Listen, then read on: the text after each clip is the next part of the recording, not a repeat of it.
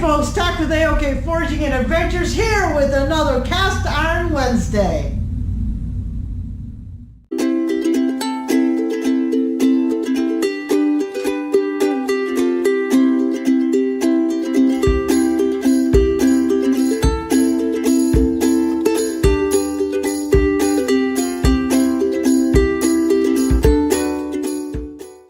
Well, folks, today we are doing a two-part cast iron meal. As you can see, I have the Dutch oven here, and then I have my pan here. So, first things first, let's go with the one that has to cook the longest. So, we're doing Brussels sprouts with a twist. Because I miss my friend Angel so much, I wanted to do this part for her because she's the one who taught me how to make it, Brussels sprouts, even better. It was so good, Kyle Luss had 2 helpings of it. So, let's run down our list of ingredients, alright? First, of course, the Brussels sprouts themselves. I have about almost 2 pounds here, alright? Then, oh, look at that. You can't go wrong when you have a cup of bacon all diced up. I have some sweet bell pepper right here. Looks like about a cup and a half, somewhere around there. And we got about 2 cups of mushrooms already diced up and ready to go. We have some onions right here. And then we have, oh, you can't go wrong with garlic. Garlic. And last but not least, we have some jalapenos. And then for our seasoning, we have some Creole seasoning that a good friend gave to us. Alright? I'm going to turn around and I'm going to show you how I prepared each thing. Alright folks, so first let's start with the Brussels sprouts. See the Brussels sprouts right here? Yep. So, all you got to do is peel off the old stuff first, you know. So here's what I suggest. If you're going to use the Brussels sprouts the same day, and if you have time, I would peel it at the grocery store just to get the weight off so you're not paying for the weight. But you know what? They come usually bagged up. Anyways, so some of them are big or small. All I do is quarter them, just like that, okay?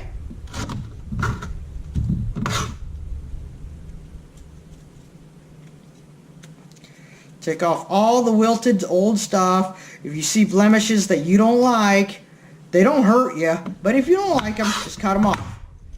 Okay, here's another one. And I just quarter them so that way they're all even in size and they'll cook evenly, okay? Next, I have these sweet peppers right here, okay? I'm going to show you a little trick I learned. So, it's to get the seeds out. Well, to not even cut into the seeds. You see how I found the outside of the green stem there? And you just cut down. And then away. And usually, if it's not an old pepper, the seeds would have stayed on. So these are nothing fancy. You just cut them up like that. Okay? So that one must have been an older pepper ready to lose its seeds. But normally, you see that? The seeds stay on. Just like that. Okay? Easier that way.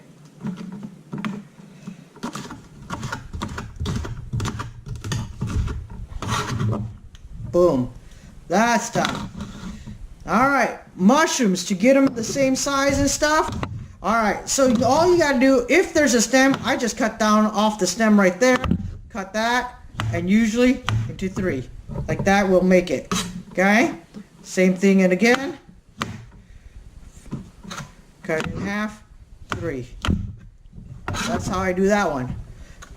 Alright. Next, we have onions. I think you guys already know how to dice onions or chop onions. I don't dice them small since they're going to be cooking for a while. I just keep them like that. And then, the garlic. So, I peeled the garlic, and then you smash it. Then, if you just right down there, and then same thing there. See that? Simple stuff. So, a jalapeno, you could do exactly like you did the sweet pepper and just start right here. See that? And you could just cut along away from the seed, so that way you don't get seeds. Now if you like it hotter, you can put the seeds in. So in total I have 2 jalapenos that I'm doing. I'm not dicing them that small because that's quite a lot. These are 2 pretty big jalapenos, okay? And that goes in there. Alright. Was that easy or what? Alright, let's go over here and let's put it together. Alright folks, so my pot is hot. Or getting there. So what you want to start with, I'm going to first off turn on the fan, so it's going to get a little noisy, folks. Alright? So first off, you're going to start sauteing the bacon in there. Get it to start rendering a little bit, okay? Next, I'm going to go ahead and add my onion into the bacon. And garlic straight into the bacon also. Woo-hoo-hoo-hoo. Man, the smell is so awesome already. Oh yeah.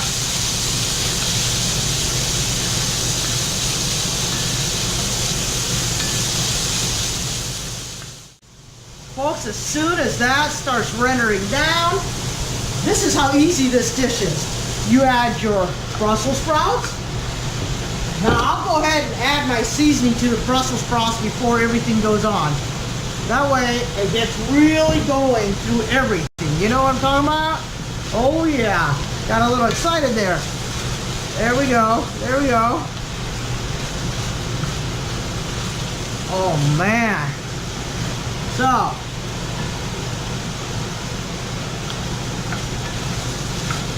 After I get that all stirred up nicely, folks, this is so simple.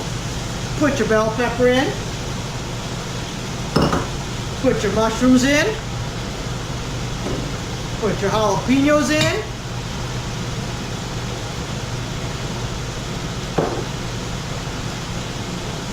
Stir it up some more. Look at that vibrant, beautiful colors already, you guys. Can you guys, oh man.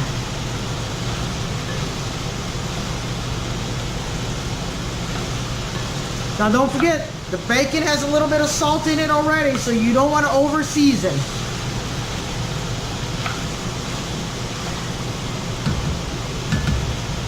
Then you guys know what I do next? I turn it down to medium-low, and I stick a lid on it. And then we come back and stir it a little bit more every once in a while. And there you go. That dish is basically done. Wow, folks, doesn't that look absolutely beautiful? Look at that. Woo! Fogging you guys up there. Ha ha! Alright, folks, so now we are going to do part 2 of my cast iron cooking. And it is the rabbit itself. We are doing rabbit braised in red wine sauce, otherwise known as Coniglio al Vino Rosso. Alright? So, wasn't that fancy? I got fancy for a minute there. Alright. So, alright, folks, so we're going to go through the list of ingredients. So, I have some wine here. Now, folks, only cook with wine that you know you're going to drink. I drink this wine, so I'm going to cook with it. Now, the recipe originally called for a whole bottle, but I think I will only use about 2/3 of a bottle, because I'm going to drink the rest. Then I also have 1/4 cup of red wine vinegar. And if you guys remember when I told you about red wine vinegar, if you guys don't have red wine vinegar and you have balsamic vinegar, then just cut it in half, because red wine vinegar takes 1 to 2 years to ferment, where balsamic vinegar actually ferments for a longer time, gets deeper, richer flavors, so you can cut it in half, 3/4, whatever on that. Then I have 2 tablespoons of sugar. Oh yeah, this rabbit, there's actually 2 rabbits in here to make it 1 whole rabbit. folks, I want to thank Ladybird for these rabbits. Some of you do not know who Ladybird is, which is fine. I also have here about a fourth cup, half cup of flour, somewhere around there. Doesn't really matter. Then I have a quarter cup olive oil, which is already in the pan here. All right. I have 8 cloves of garlic, already diced and minced up. I have some beautiful rosemary right here. And I have some beautiful, beautiful sage. All right? I'm going to show you what I'm going to do next once I get you closer to the frying pan. All right, folks. So first thing I'm going to do is open my wine here. I'm not a wine drinker, so I'm not good at this part of it. I don't even know how to open wine, to be honest with you. I know I put this somewhere. Wine openers, and I do not mix. I think I go like that, right? And then I put that, there we go. There we go. And it came off. All right, so I'm gonna put my wine in here.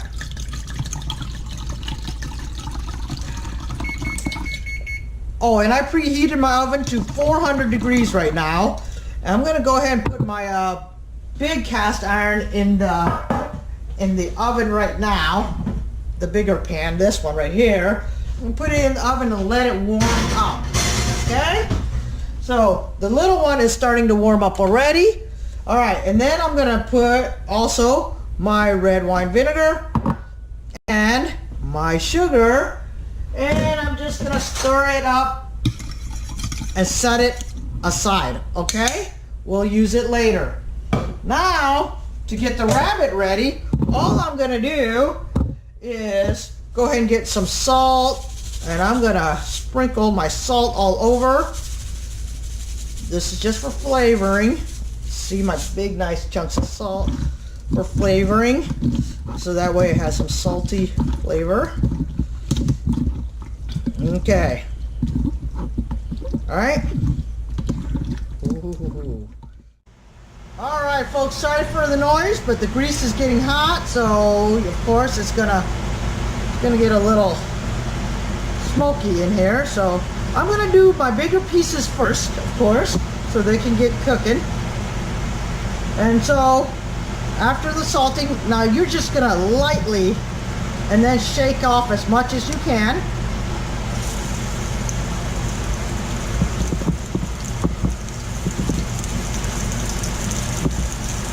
So you want to get it coated.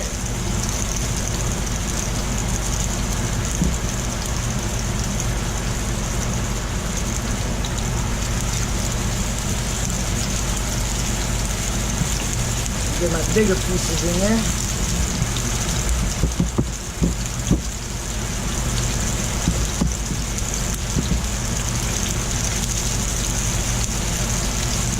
All right. Folks, as you can see, it's very, very nicely browned. So all I'm going to do is transfer this over into my bigger cast iron pot.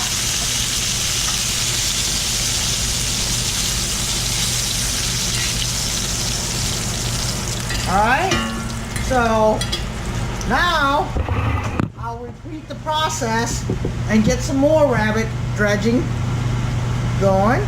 There we go.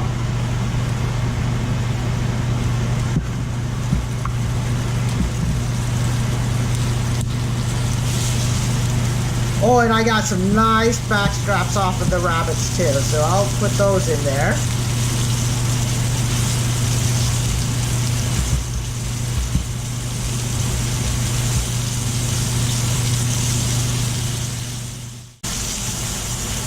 Alright folks, since the rabbit is still browning over here, oh look at that, look at how beautiful that is. Oh my goodness gracious, that is looking good. So while the second half browns, what I'm going to do now is get my sage and my rosemary ready for the pot. we're ready to cook. So all I did was I just took the rosemary and I just took them off the sprigs like that, okay? I mean, you're not going to do anything fancy with it because you're not really going to eat the rosemary. It's for flavor. But for the sage, I took them off the stem and I'm just going to cut them big, not too small, okay? So, now what I'm going to do is, once this is ready, we'll make the sauce. Alright folks, so this looks like it's almost ready. So I'm going to transfer the rest of this rabbit into the pot here, okay? But before I do that, I am going to want to layer just a little bit of my rosemary and sage in here. Just around like that. And then I will go ahead and transfer the rest of my rabbit in here on top of it.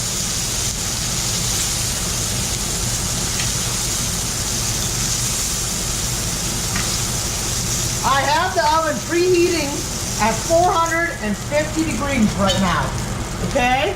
So now I'm going to put the rest of my sage and rosemary on top. Now here's where the house is going to start smelling good, okay? Now I'm going to brown my garlic.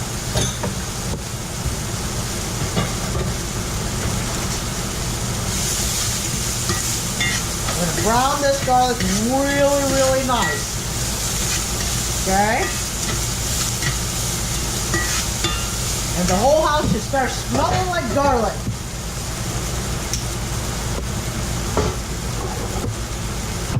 Oh yeah.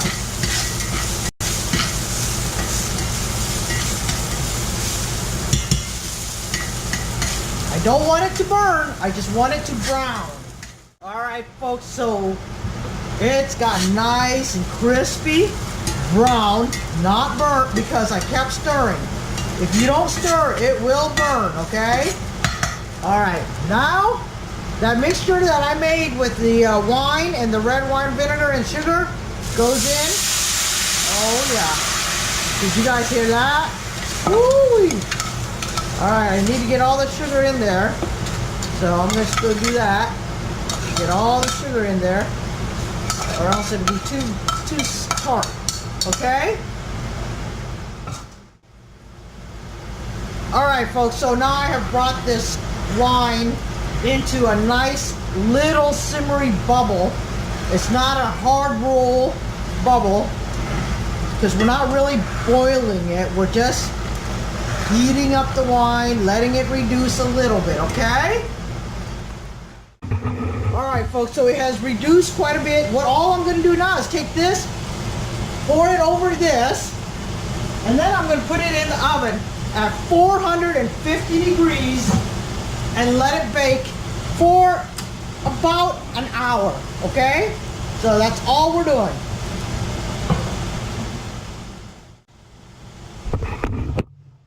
So that wine should start softening everything up once I put it in the oven, all right? We'll be right back.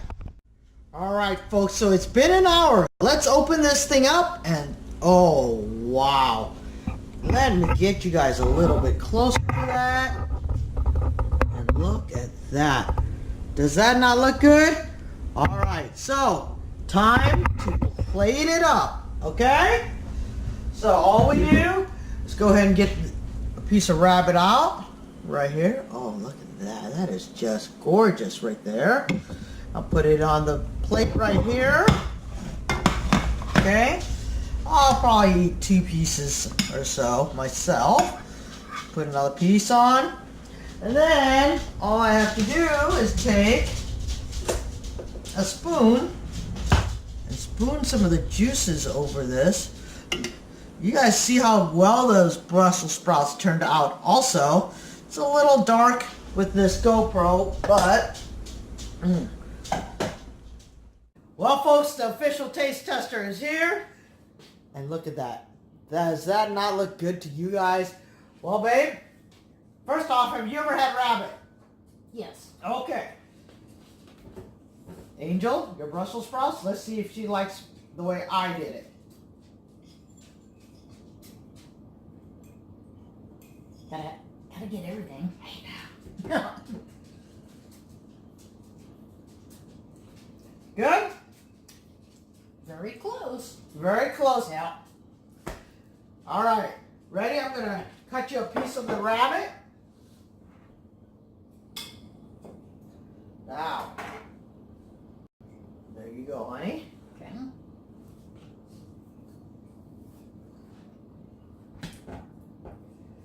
Look at the camera. Look at that. Smile on that face. Wow.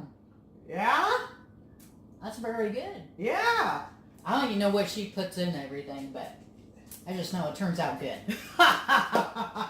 Well, out of 5, what do you give it? A 5. A 5. So there you guys go. Folks, I hope you guys enjoyed this rabbit braised in red wine sauce. I forgot Is that the secret? the fancy name of it is called Coniglio al Vino Rosso. All right. So I hope you guys try this recipe. I will put the recipe and everything in the bottom for everybody to if you want to try it. And folks, I also have in the bottom the history of Cast Iron Wednesday that I know of. It was started by Dee over at Native Tears. Man, this has been a lot of fun. Folks, try this if you guys would like to. I know I'm going to enjoy it because I've had it before. So until next time, may all your adventures be A-OK.